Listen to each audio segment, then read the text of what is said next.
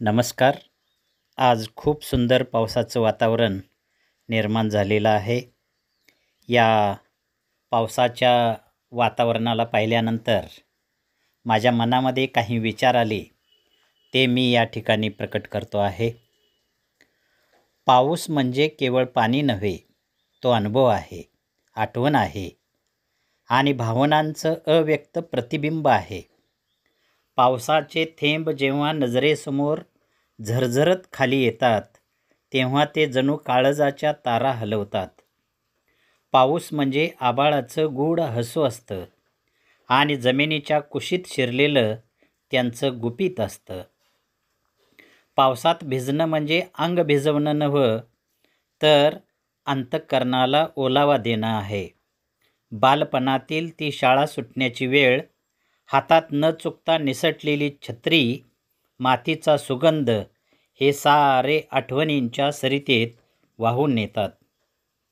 पावसातली माती दरवळते, तशीच मनाचीही जमीन सायास ओलावते. पाऊस शेतकऱ्यांच्या चेहऱ्यावर हसू आणतो. काहींसाठी तो कवितेचा अर्थ असतो, तर काहींसाठी तो जुन्या प्रेमाच्या आठवणींचा उगम असतो. Rain is not a just drop of water.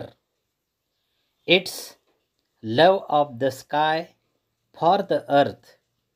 They never meet but send love this way. पावसाच्या प्रत्येक थेंबात जणू एखादी कविता दडलेली असते.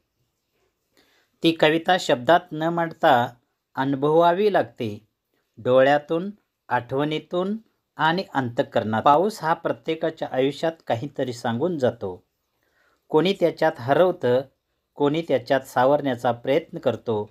पण एक नक्की, पाऊस कधी ओला करतो, कधी खोलात भिडतो, पण तो कधीच नुसता जात नाही.